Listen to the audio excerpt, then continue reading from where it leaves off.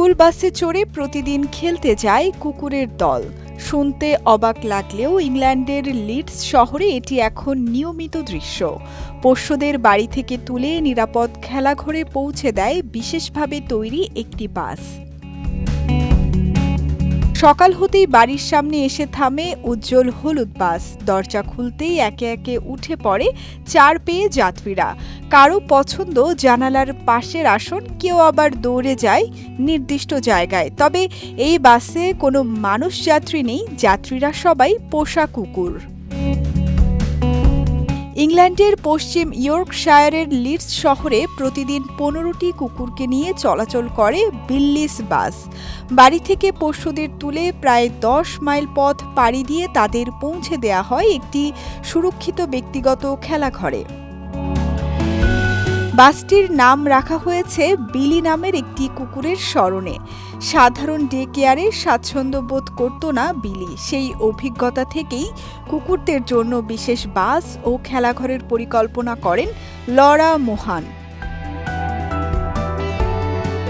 আর এই সেবার চালক শ্যারন টেলফোর্ড। এর আগে শিশুদের ভ্রাম্যমাণ খেলাঘরের বাস চালানোর 25 বছরের অভিজ্ঞতা ছিল তার। পরে 2025 সালে পুরনো কাজ ছেড়ে নতুন দায়িত্বের সন্ধানে থাকা শ্যারন বিজ্ঞাপন দেখে আবেদন করেন। পরীক্ষা ও প্রশিক্ষণ শেষে ওই বছরের অক্টোবর থেকে শুরু করেন কুকুর পরিবহনের কাজ। কুকুরদের নিরাপত্তায় বাসে নেই প্রচলিত আসন, তার বদলে তৈরি করা হয়েছে আলাদা উঁচু কক্ষ। প্রতিটি কক্ষে রয়েছে নিরাপত্তা বন্ধনী, শরীর বন্ধনী ও পানির পাত্র। প্রতি 6টি কুকুরের দেখভালে থাকেন একজন কর্মী। গন্তব্যে পৌঁছে বিশেষ সুড়ঙ্গ দিয়ে কুকুরগুলো সরাসরি খেলাঘরে চলে যায়।